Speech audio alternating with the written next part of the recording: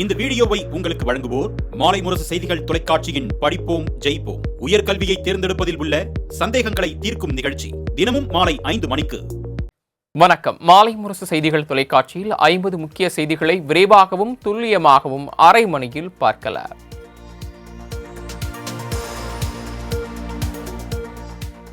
மீனவர் விவகாரத்தில் மனிதாபிமான நடவடிக்கை தேவை என இலங்கை அதிபரிடம் பிரதமர் நரேந்திர மோடி வலியுறுத்தியுள்ளார். 3 நாள் பயணமாக இலங்கை சென்றடைந்த பிரதமர் நரேந்திர மோடி கொழும்பில் உள்ள சுதந்திர சதுக்கத்தில் அந்நாட்டு அதிபர் அனுர குமார திசநாயக்கவை சந்தித்தார். பிரதமர் மோடி முன்னிலையில் இந்தியா இலங்கை இடையே ஒப்பந்தங்கள் கையெழுத்தானது. இதனைத் தொடர்ந்து பேசிய பிரதமர் நரேந்திர மோடி கடினமான காலங்களில் இந்தியா இலங்கை நாடுகள் இணைந்து செயல்பட்டதாகவும் தனது வீழ்ச்சியிலிருந்து இலங்கை மிகவும் வலுவுடன் எழுந்து வரும் என்று நம்பிக்கை இருப்பதாகவும் தெரிவித்தார்.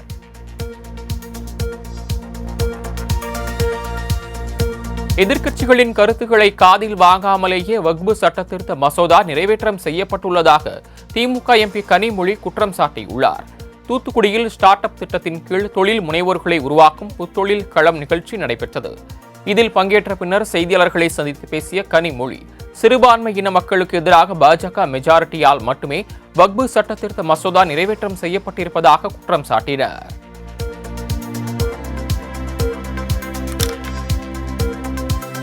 கச்சத்தீவு விவகாரத்தில் திமுகவுக்கும் காங்கிரசுக்கும் எந்தவிதமான சம்பந்தமும் இல்லை என திமுக எம்பி TR பாலு தெரிவித்துள்ளார். காஞ்சிபுரத்தில் நடைபெற்ற மாவட்ட வளர்ச்சி குழு ஆய்வுக் கூட்டத்திற்கு பின் TR பாலு செய்தியாளர்களை சந்தித்து பேசினார். அப்போது 1974ஆம் ஆண்டில் இந்தியா இலங்கை இடையிலான ஒப்பந்தம் குறித்து மத்திய அமைச்சர்கள் உறுப்பினர்கள் ஒப்புதல் இல்லாமலேயே 2 அதிகாரிகளை வைத்து ஒப்புதல் பெறப்பட்டுள்ளதாக தெரிவித்தார்.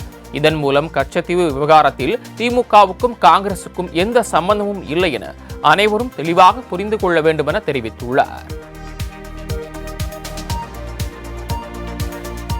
45 ஆண்டுகளுக்கு முன்னர் 6 லட்சம் தமிழர்களை காக்க வேண்டும் என்ற அடிப்படையில் கச்சத்தீவு கொடுக்கப்பட்டதாக காங்கிரஸ் எம்பி மாணிக்கம் தாகூர் தெரிவித்துள்ளார். மதுரை மாவட்டம் திருமங்கலம் விமான நிலைய சாலையில் நடைபெற்று வரும் ரயில்வே மேம்பால பணிகளை ஆய்வு செய்த பின் செய்தியாளர்களுக்கு பேட்டியளித்த அவர், கச்சத்தீவை இப்போது மீட்டு வர வேண்டியது பிரதமரின் பொறுப்பு என்றார்.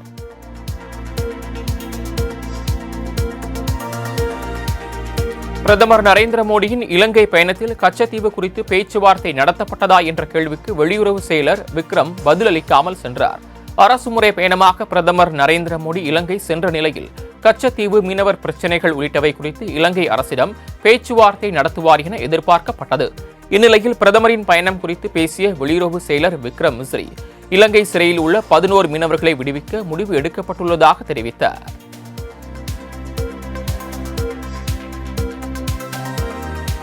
தமிழ்நாட்டின் ஒட்டுமொத்த வளர்ச்சி இந்திய அளவில் 9.69% என்ற அளவில் முன்னிலையில் திகழ்வதாக தொழில்துறை அமைச்சர் TR ராஜா பெருமிதத்துடன் தெரிவித்துள்ளார். சென்னை தலைமைச் செயலகத்தில் அவர் செய்தியாளர்களை சந்தித்து பேசினார். அப்போது மத்திய அரசின் அரவணைப்பில் உள்ள மாநிலங்கள் கூட கம்மியாகத்தான் வளர்ந்திருப்பதாகவும் தமிழகத்திற்கு மத்திய அரசு நிதி கொடுக்கவில்லை என்றாலும் இவ்வளவு பெரிய வளர்ச்சியை எட்டியிருப்பதாகவும் பெருமிதத்துடன் தெரிவித்தார்.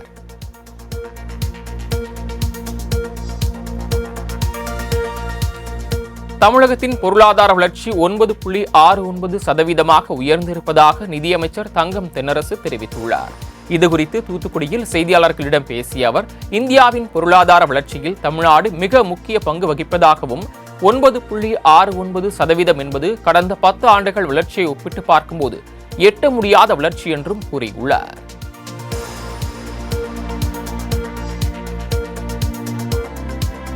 அதிமுக நடத்திய தமிழ்நாடு மாடல் ஆட்சியின் பெருமைமிகு சின்னங்களாக 11 மருத்துவக் கல்லூரிகளும் காலங்கள் கடந்து திகழட்டும் என எதிர்க்கட்சித் தலைவர் எடப்பாடி பழனிசாமி தெரிவித்துள்ளார்.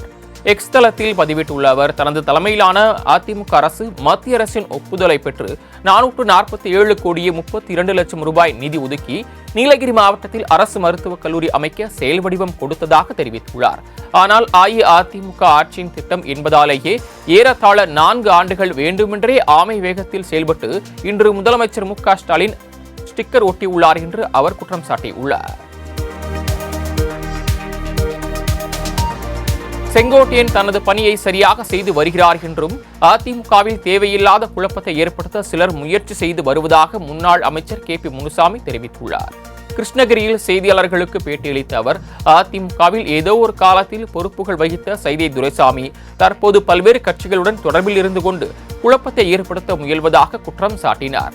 மேலும் சைதை துரைசாமிக்கும் அதிமுகவும் எந்த தொடர்பும் இல்லை எனவும் அவர் தெரிவித்துள்ளார்.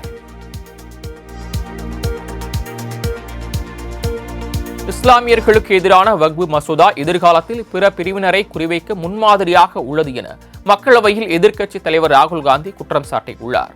இதுகுறித்து எக்ஸ் பக்கத்தில் பதிவிட்டுள்ள அவர், அந்த பதிவில் RSS அமைப்பின் கவனம் கிறிஸ்தவர்கள் மீது திரும்ப நீண்ட நேரம் ஆகாது எனவும், அரசியலமைப்பு சட்டம்தான் பாஜக அரசின் தாக்குதலில் இருந்து மக்களை பாதுகாக்கும் ஒரே கேடயம் என்றும் தெரிவித்துள்ளார். மேலும் இந்திய அரசியலமைப்பு சட்டத்தை பாதுகாப்பது நம் அனைவரின் கூட்டு பொறுப்பாகும் எனவும் பதிவிட்டுள்ளார்.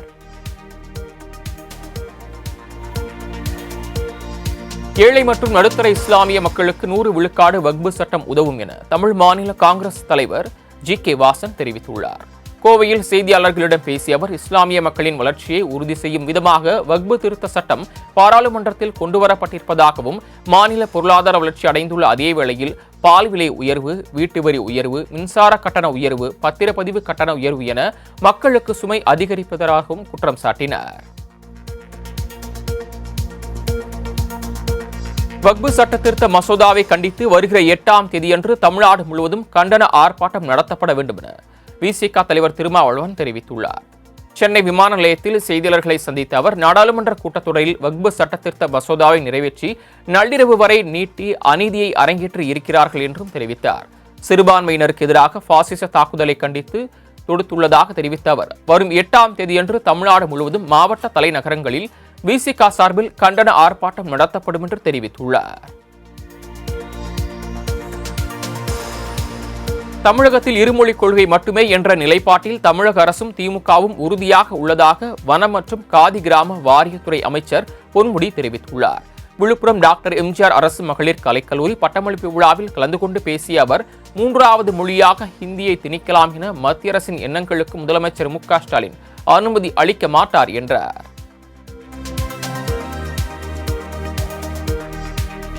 இஸ்லாமிய மக்களின் வாக்கிற்காக திமுக இரட்டை வேடம் போடுவதாக அதிமுக MP தம்பிதுரை தெரிவித்துள்ளார். கிருஷ்ணகிரி மாவட்டம் ஓசூரில் செய்தியாளர்களுக்கு பேட்டியளித்த அவர், வக்பு வாரிய திருத்த சட்ட விவகாரத்தில் நாடாளுமன்றத்தில் திமுக இரட்டை வேடம் போட்டதாக குற்றம் சாட்டினார். மேலும் இஸ்லாமியர்களின் உரிமையை பாதுகாக்க அதிமுக எப்போதும் குரல் கொடுக்கும் என்றார்.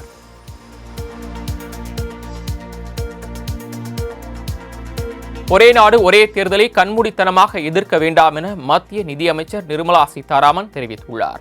சென்னை காட்டாங்குளத்தூரில் SRM பல்கலைக்கழகத்தில் நடைபெற்ற ஒரே நாடு ஒரே தேர்தல் கருத்தரங்கில் மத்திய நிதியமைச்சர் கலந்து கொண்டு பேசினார். அப்போது நாடாளுமன்ற மற்றும் சட்டமன்றங்களுக்கு ஒரே தேர்தல் நடக்கும் நேரத்தில் அதே நேரம் ஒரே தேர்தல் ஒரே நாடு தேர்தல் எனவும், இது ஏற்கனவே நடைமுறையில் இருந்ததுதான் எனவும் தெரிவித்துள்ளார். அரசியல் ரீதியாக கருத்து வேறுபாடு இருக்கலாம், ஆனால் நாட்டு நலனுக்காக கொண்டு வரும் சட்டங்கள் கண்மூடித்தனமாக எதிர்க்காமல் இருக்க வேண்டும் என்றார். மேலும் 2029 நாடாளுமன்ற தேர்தலுக்கு பின்பே இந்த தேர்தல் நடைமுறைக்கு வரும் என தெரிவித்தார்.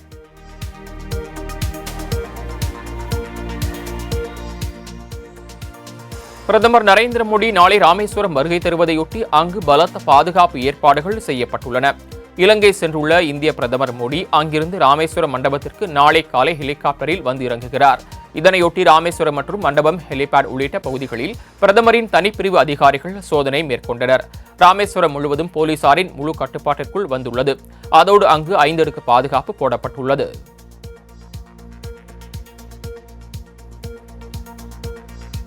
உணவு பாதுகாப்புத்துறை அதிகாரி சதீஷ்குமார் தமிழ்நாடு மருத்துவர் நிர்வாகத்துறைக்கு மாற்றம் செய்யப்பட்டுள்ளார். கோடை வெயிலின் தாக்கத்தால் பொதுமக்கள் உடல் சுட்டை தணிக்க பழங்கள், குளிர்பான கடைகளை நாடி வருகின்றனர். இந்நிலையில் தர்பூசணியில் சிகப்பு நிற ரசாயனம் கலப்பதாக புகார் எழுந்தது. இதனால் உணவு பாதுகாப்புத்துறை அதிகாரி சதீஷ்குமார் கடந்த 3ஆம் தேதி சோதனை மேற்கொண்டார். அப்போது ரசாயனம் கலந்த தர்பூசணி பழங்களை பொதுமக்கள் வாங்க வேண்டாம் என கூறியிருந்தார். இதற்கு கண்டனம் தெரிவித்து தமிழ்நாடு வியாபாரிகள் சங்கத்தினர் சதீஷ்குமாரின் பேச்சால் தர்பூசணி விவசாயிகள் பாதிக்கப்பட்டுள்ளதால் பணியிடை மாற்றம் செய்ய வேண்டும் என வலியுறுத்தினர். உணவு பாதுகாப்புத்துறை அதிகாரி சதீஷ் பணியிட மாற்றம் செய்ததற்கு வியாபாரிகள் சங்கத்தினர் முதலமைச்சருக்கு நன்றி தெரிவித்துக் கொண்டுள்ளனர். தமிழ்நாட்டில் தர்பூசணி பழங்களில் ரசாயன நிறமிகள் கலக்கப்படுவதாக உணவு பாதுகாப்புத்துறை அதிகாரி சதீஷ் திடீரென ஆய்வு மேற்கொண்டு அது குறித்து சமூக ஊடகங்களில் செயல்முறை விளக்கம் அளித்தார். இதனால் தர்பூசணி விற்பனை பாதிக்கப்பட்டு விவசாயிகள் பெரும் நஷ்டத்தை சந்தித்தனர். இந்நிலையில் சென்னை பத்திரிகையாளர் மன்றத்தில் செய்தியாளர்களை சந்தித்த வியாபாரிகள் பன்னாட்டு குளிர்பானங்களான பெப்சி, கோகோகோலா பற்றி உணவு பாதுகாப்பு அதிகாரி சதீஷ் வாய் திறக்காதது ஏன் என கேள்வி எழுப்பினர். தர்பூசணி விவசாயிகளுக்கு அரசு உரிய இழப்பீடு வழங்க வேண்டுமென நாம் தமிழர் கட்சியின் தலைமை ஒருங்கிணைப்பாளர் சீமான் வலியுறுத்தியுள்ளார். இது தொடர்பாக அவர் வெளியிட்டுள்ள அறிக்கையில், உணவு பாதுகாப்புத்துறை அதிகாரிகள் ஆய்வு என்ற பெயரில் தர்பூசணி பழங்கள் குறித்து தவறான தகவல்களை பரப்பியதால் விற்பனை குறைந்து தர்பூசணி விவசாயிகள் கடுமையாக பாதிக்கப்பட்டுள்ளனர். ஒரு சில விஷமிகள் செயற்கை ரசாயனம் கலப்பதால் ஒட்டுமொத்த தர்பூசணி விவசாயிகளும் பாதிக்கப்படுவதாக அவர் தெரிவித்துள்ளார். மாணவர்களை காக்க அரசு என்ன செய்ய போகிறது என பாமக நிறுவனர் ராமதாஸ் கேள்வி எழுப்பியுள்ளார். இது தொடர்பாக அவர் வெளியிட்டுள்ள அறிக்கையில், சென்னை அடுத்த கெளாம்பாக்கம் புதுப்பாக்கத்தை சேர்ந்த 12ஆம் வகுப்பு மாணவி சக்தி புகழ்வாணி நீட் தேர்வு அச்சத்தில் தற்கொலை செய்து கொண்டுள்ளார். அவரது குடும்பத்தினருக்கு இரங்கலையும் அனுதாபங்களையும் தெரிவித்துள்ள ராமதாஸ், மாணவர்களை காக்க அரசு என்ன செய்ய போகிறது என்று கேள்வி எழுப்பியுள்ளதுடன் 1 மாதத்தில் 4வது உயிர் பலி எனவும் சுட்டிக்காட்டியுள்ளார்.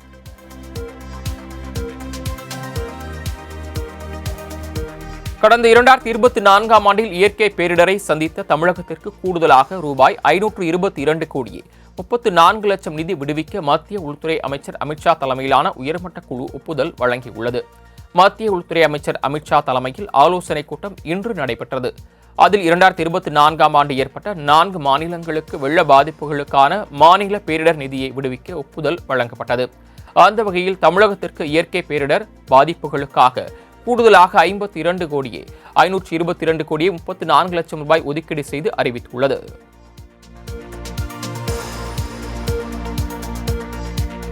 அண்ணா பல்கலைக்கழக மாணவி பாலியல் வன்கொடுமை வழக்கில் கைது செய்யப்பட்ட ஞானசேகரன் தன்னை வழக்கிலிருந்து விடுவிக்க கோரி மனு தாக்கல் செய்துள்ளார்.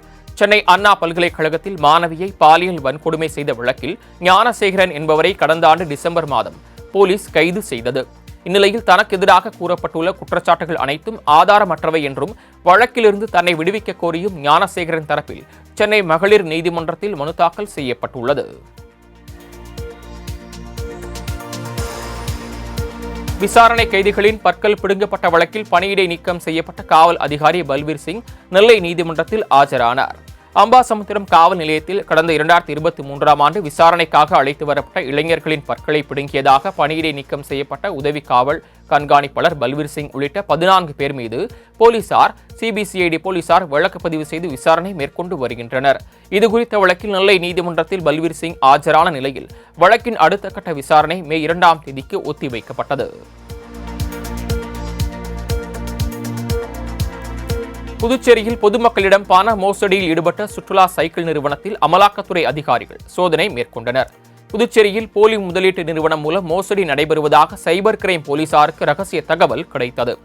இதனையடுத்து சைபர் கிரைம் போலீசார் கடந்த 2 தினங்களுக்கு முன்னர் புதுச்சேரி காமராஜர் சாலையில் இயங்கி வரும் பிரபல சுற்றுலா சைக்கிள் நிறுவனத்தில் திடீரென சோதனை நடத்தினர். அப்போது போலி ஆவணங்கள் மூலம் நிறுவனம் இயங்கப்பட்டது தெரிய வந்தது. இதனையடுத்து அங்கு பிடிபட்ட 3 பேரிடம் விசாரணை மேற்கொண்டதில் வெளி மாநிலத்தை தலைமையகமாக கொண்டு புதுச்சேரியில் கிளை நிறுவனம் தொடங்கப்பட்டது கண்டறியப்பட்டது. டெட் தகுதி தேர்வு சிறுபான்மை நிறுவனங்கள் உட்பட அனைத்து கல்வி நிறுவனங்களுக்கும் பொருந்தும் என உயர்நீதிமன்ற மதுரை கிளை உத்தரவிட்டுள்ளது. பட்டதாரி ஆசிரியர் நியமனத்தில் டிஇடி எனப்படும் ஆசிரியர் தகுதி தேர்வில் கட்டாயம் தேர்ச்சி பெற்று இருக்க வேண்டும் என்ற உத்தரவை ரத்து செய்து பட்டதாரி ஆசிரியர் பணி வழங்க வேண்டுமென ஆசிரியர் பஷீர் என்பவர் தாக்கல் செய்திருந்த மனுவில் தனி நீதிபதி இந்த உத்தரவை பிறப்பித்திருக்கிறார். இதுகுறித்த வழக்கை விசாரித்த நீதிபதிகள் விண்ணப்பதாரருக்கு டெட் தகுதி இல்லாததால் நியமனத்திற்கு ஒப்புதல் வழங்க முடியாது என கூறி தனி நீதிபதி உத்தரவை ரத்து செய்தனர்.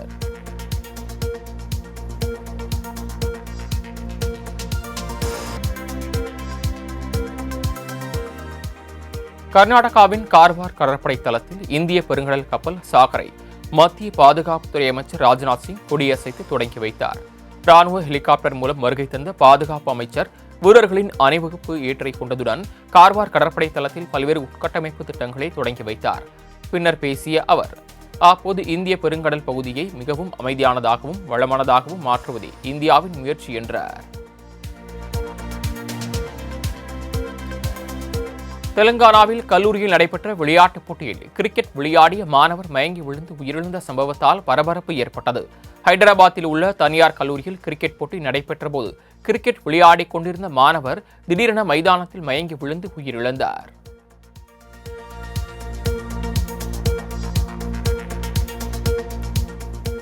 திருநெல்வேலியில் நீர்வளத்துறையின் சார்பில் நடைபெற்று வரும் திட்டங்கள் குறித்து அமைச்சர் துரைமுருகன் தலைமையில் ஆலோசனைக் கூட்டம் நடைபெற்றது. இந்த கூட்டத்தின் போது நீர்வளத்துறையின் சார்பில் நடைபெற்று வரும் திட்டங்கள் மற்றும் பணிகளின் முன்னேற்றம், சட்டமன்ற பேரவையில் அறிவிக்கப்பட்ட திட்டங்கள் குறித்து துறை சார்ந்த அதிகாரிகளுடன் அமைச்சர் ஆலோசனை நடத்தினார். இதில் மாவட்ட வருவாய் அலுவலர், நீர்வளத்துறை பொறியாளர் உள்ளிட்ட பலர் பங்கேற்றனர்.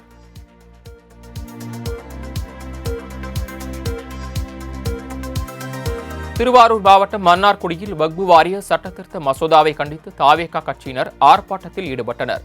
தமிழக வெற்றிக் கழக தலைவர் விஜயின் அறிவுறுத்தலின்படி தேரடி பகுதியில் 100க்கும் மேற்பட்டோர் ஆர்ப்பாட்டத்தில் இறங்கினர். இந்த ஆர்ப்பாட்டத்தின் போது இஸ்லாமிய மக்களுக்கு எதிராக வக்பு வாரிய சட்டத்திருத்த மசோதா நிறைவேற்றப்பட்டதாக கூறி மத்திய அரசுக்கு எதிராக முழக்கங்களை எழுப்பினர். தேர்தல் நேரத்தில் மட்டும் நீட் தேர்வை வைத்து நாடகம் ஆடுவதாக நாம் தமிழர் கட்சி ஒருங்கிணைப்பாளர் சீமான் தெரிவித்துள்ளார். திருவண்ணாமலை மாவட்டம் செய்யாறு குற்றவியல் நீதிமன்றத்தில் அவதூறு வழக்கு ஒன்றில் ஆஜராக வந்த பிறகு அவர் செய்தியாளர்களை சந்தித்தார். உச்சநீதிமன்றம் சென்றாலும் நீட்டை ரத்து செய்ய முடியாது என தெரிந்தும் தேர்தல் நேரத்தில் மட்டும் கைவிடுவோம், ரத்து செய்வோம் என நாடகம் ஆடுகின்றனர் என விமர்சித்தார். திமுக முன்னாள் அமைச்சர் மனோ தங்கராஜின் மனைவி அஜிதா மீதான நில அபகரிப்பு வழக்கை ரத்து செய்ய சென்னை உயர்நீதிமன்றம் மறுப்பு தெரிவித்துள்ளது. கன்னியாகுமரி திமுக மாவட்ட பஞ்சாயத்து தலைவராக இருந்தவர் அஜிதா மனோ தங்கராஜ். நாகர்கோயிலை சேர்ந்த ரியல் எஸ்டேட் அதிபருக்கு சொந்தமான நிலத்தை போலி ஆவணம் தயாரித்து விட்டதாக கூறி இவர் உட்பட முன்னாள் அமைச்சர் சுரேஷ் ராஜன் உள்ளிட்ட 7 பேர் மீது வழக்கு பதிவு செய்யப்பட்டது. இந்த வழக்கை ரத்து செய்ய கோரி அஜிதா தொடர்ந்த மனுவை சென்னை உயர்நீதிமன்றம் தள்ளுபடி செய்துள்ளது.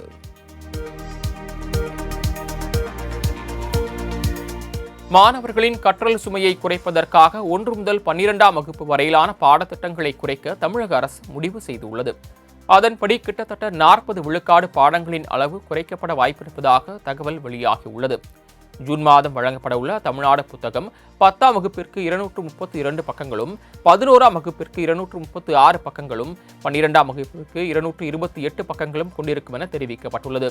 மேலும் தமிழ் பாடத்திட்டம் குறைக்கப்பட உள்ளதால் தமிழ் பாட புத்தகத்தை தவிர மற்ற பாட புத்தகங்கள் மட்டுமே அச்சிடப்பட்டு வருவதாக தகவல் வெளியாகியுள்ளது. தூத்துக்குடியில் காவல் நிலையத்தில் தொழிலாளி அடித்து கொலை செய்யப்பட்ட வழக்கில் 24 ஆண்டுகளுக்கு பின்பு டிஎஸ்பி உட்பட 9 காவலர்களுக்கு ஆயுள் தண்டனை விதிக்கப்பட்டுள்ளது. கடந்த 1999ஆம் ஆண்டு மேல அலங்காரத்தட்டு பகுதியைச் சேர்ந்த வின்சென்ட் என்பவர் தாளமுத்து நகர் காவல் நிலையத்தில் மர்மமான முறையில் உயிரிழந்தார். இதனையடுத்து ஆர்டிஓ விசாரணை நடத்தப்பட்டு தற்போதைய டிஎஸ்பி ராமகிருஷ்ணன் உட்பட 9 காவலர்கள் மீது வழக்கு பதிவு செய்யப்பட்ட நிலையில் 9 பேருக்கும் ஆயுள் தண்டனை விதித்து தூத்துக்குடி நீதிமன்றம் உத்தரவிட்டுள்ளது.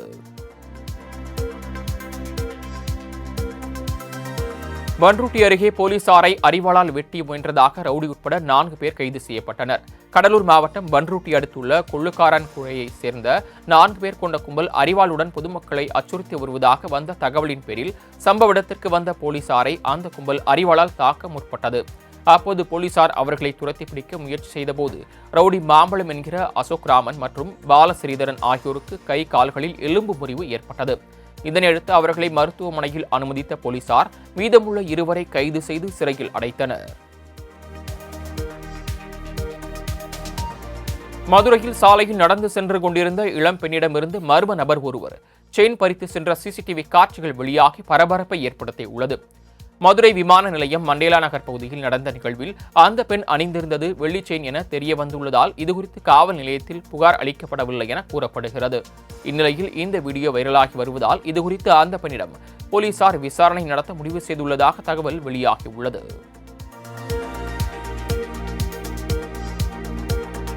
தென்காசி மாவட்டம் சுரண்டை அருகே அரசு பள்ளியில் மாணவி ஒருவர் திடீரென மயங்கி விழுந்து உயிரிழந்த சம்பவம் பெரும் பரபரப்பை ஏற்படுத்தியுள்ளது. சுரண்டை சிவகுருநாதபுரம் பகுதியில் உள்ள அரசு மேல்நிலைப் பள்ளியில் 9ஆம் வகுப்பு பயின்று வந்த மாணவி மானசா வழக்கம் போல பள்ளிக்கு சென்று வந்த நிலையில் திடீரென மயங்கி விழுந்ததாக கூறப்படுகிறது. உடனடியாக மீட்கப்பட்ட மாணவி சிகிச்சைக்காக அரசு மருத்துவமனைக்கு கொண்டு செல்லப்பட்ட நிலையில் அவர் ஏற்கனவே இறந்துவிட்டதாக மருத்துவர்கள் தெரிவித்தனர். சென்னை பெருங்களத்தூரில் பெய்த மழை காரணமாக சாலைகளில் தண்ணீர் தேங்கியதால் பொதுமக்கள் அவதியடைந்தனர். தாம்பரம், பல்லாவரம் உள்ளிட்ட பகுதிகளில் சுமார் அரை மணி நேரமாக பெய்த மழையால் ஆங்காங்கே சாலைகளில் மழைநீர் தேங்கியது.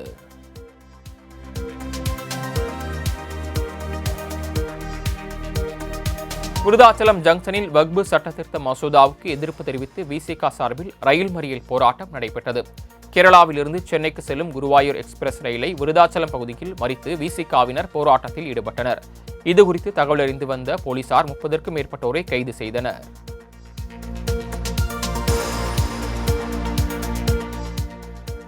சுங்க கட்டண உயர்வை கண்டித்து சென்னை ஈசிஆர் உத்தண்டி சுங்கச்சாவடியை முற்றுகையிட்டு புரட்சி பாரதம் கட்சியினர் போராட்டம் நடத்தினர். மத்திய அரசுக்கு எதிராக கண்டன கோஷங்களை எழுப்பிய அவர்கள் தடையை மீறி சுங்கச்சாவடி பகுதிக்குள் நுழைந்ததால் போலீசாருக்கும் போராட்டக்காரர்களுக்கும் இடையே தள்ளுமுள்ளு ஏற்பட்டது. இதனைத் தொடர்ந்து போராட்டத்தில் ஈடுபட்டவர்களை போலீசார் கைது செய்தனர்.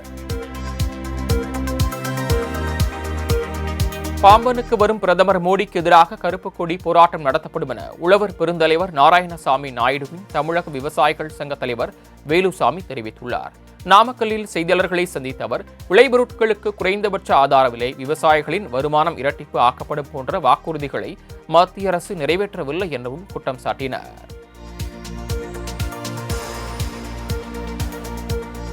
செங்கல்பட்டு மாவட்டம் மறைமலை நகர் சுற்றுவட்டார பகுதியில் 1 மணி நேரத்திற்கு மேலாக கனமழை வெளுத்து வாங்கியதால் குளிர்ச்சியான சூழல் உருவானது. செங்கல்பட்டு மாவட்டத்தில் கடந்த சில நாட்களாக கடுமையான வெயில் வாட்டி வதைத்தது.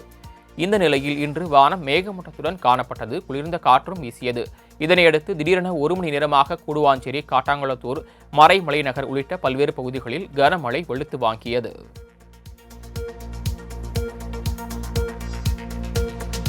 திருவள்ளூர் மாவட்டம் திருவாலங்காடு வடரணேஸ்வரர் சுவாமி கோயிலுக்கு சொந்தமான இடத்தில் உள்ள ஆக்கிரமிப்பு கடைகளை அதிகாரிகள் அகற்றியதால் வியாபாரிகள் வாக்குவாதத்தில் ஈடுபட்டனர். திருத்தணி சுப்பிரமணிய சுவாமி கோயிலுடன் இணைந்த வடரணேஸ்வரர் சுவாமி கோயில் இடத்தை சிலர் ஆக்கிரமிப்பு கடைகள் வைத்துள்ளதால் ஆக்கிரமிப்புகளை அகற்ற மதில் சுவர் அமைக்க திட்டமிடப்பட்டுள்ளது. இந்நிலையில் மதில் சுவர் அமைக்கப்படாமல் தங்களுக்கு பாதிப்பு ஏற்படும் என கூறி வியாபாரிகள் வாக்குவாதத்தில் ஈடுபட்டனர். நெல்லையில் பள்ளியின் முன்பு மனித கழிவுகளை வீசும் அசுத்தம் செய்த நபர்களை போலீசார் தேடி வருகின்றனர். பேட்டை முகமது நயினார் பள்ளிவாசல் சன்னதி தெருவில் செயல்பட்டு வரும் ஹிதாயத்துல் இக்வான் நர்சரி பிரைமரி பள்ளியின் முன்பு மர்ம நபர்கள் சிலர் மனித கழிவை வீசியதோடு வாந்தி எடுத்து வைத்துள்ளனர். இதுகுறித்து பள்ளி நிர்வாகத்தினர் அளித்த புகாரின் பேரில் சம்பவ இடத்திற்கு வந்த போலீசார் சிசிடிவி கேமராக்களை ஆய்வு செய்து மர்ம நபர்களை தேடி வருகின்றனர்.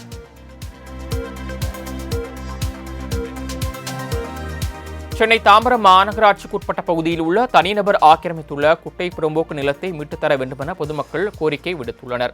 சேலையூரில் உள்ள ராஜா ஐயர் தெருவில் லோகநாதன் என்ற தனிநபர் அரசு குட்டை புறம்போக்கு நிலத்தை ஆக்கிரமித்து வீடு கட்டி வருவது குறித்து அப்பகுதி மக்கள் முதல்வர் தனிப்பிரிவு, மாவட்ட ஆட்சியர் உள்ளிட்ட துறை அதிகாரிகளிடம் புகார் மனு அளித்துள்ளனர். ஆனால் எந்தவித நடவடிக்கையும் எடுக்கப்படாத நிலையில் ஆத்திரமடைந்த பொதுமக்கள் போராட்டத்தில் ஈடுபடப் போவதாக அறிவித்துள்ளனர். கள் மீதான தடையை நீக்கிக் கோரி விழுப்புரத்தில் பனையேறிகள் பாதுகாப்பு இயக்கம் சார்பில் பெண்கள் கல் அருந்தும் போராட்டத்தில் ஈடுபட்டனர். விழுப்புரம் புதிய பேருந்து நிலையம் அருகே உள்ள நகராட்சி திடல் பகுதியில் நடத்தப்பட்ட போராட்டத்தில் சட்டமன்றத்தில் கள்ளை போதைப் பொருள் என இழிவுபடுத்திய அமைச்சர் பொன்முடிக்கு எதிராக கண்டன கோஷங்களை எழுப்பிய பெண்கள் கல் மீதான தடையை நீக்க வேண்டும் என்பது உள்ளிட்ட பல்வேறு கோரிக்கைகளை அப்போது வலியுறுத்தினர்.